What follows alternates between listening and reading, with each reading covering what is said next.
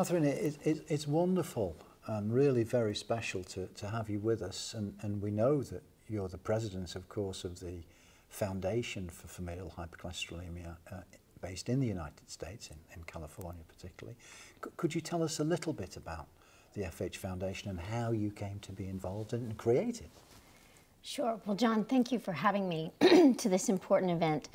And I started the FH Foundation as a result of my own journey in having familial hypercholesterolemia and the 25 plus years that it took me to be diagnosed, even after it was discovered that my LDL was 385, and even after I had had a heart attack at the age of 39 and still not had an accurate diagnosis.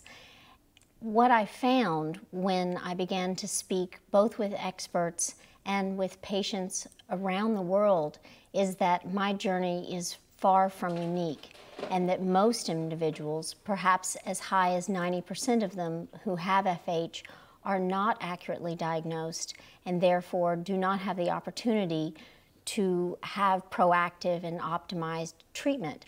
And the FH Foundation is an advocacy organization solely focused on raising awareness of familial hypercholesterolemia through education, research, and advocacy in conjunction both with patients and with key experts around the world.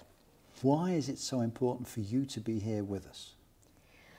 Well, I genuinely appreciate the opportunity to be a part of the key conversations that experts such as yourself and those from around the world are having about how PCSK9 inhibitors will impact the familial hypercholesterolemia population.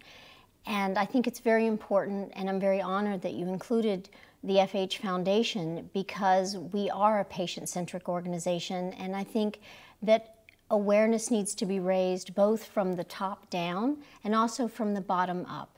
And that this is the new model that we're all aware of in terms of there aren't enough resources for things to just happen from the top down. And so I think it's very important both for familial hypercholesterolemia and in terms of patient centricity to have been invited to be a part of this. What would you identify as being perhaps the one or two really key challenges that we have in the immediate future in the field of FH and as concerns patients and families who present with it? Well, unequivocally, the biggest barrier for those living with FH is lack of diagnosis.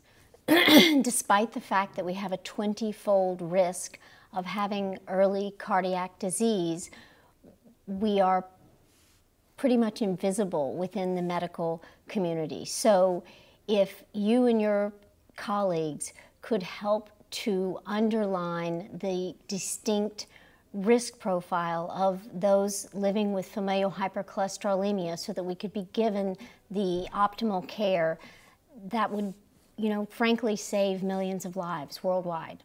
How would you see potentially this forum bringing benefit, if you will, to you and to your family in terms of well-being? Well, personally, I'm waiting with bated breath for the PCSK9 inhibitor therapies to become available, because I'm one of millions, even though I am diagnosed, who is not well controlled in terms of my risk factors. So I think that if you and your colleagues could give very clear guidance that could be widely distributed about the unique risk profile of those suffering with familial hypercholesterolemia and the need for additional and novel therapies, then that would be of great benefit to individuals and, like I said, families living with FH.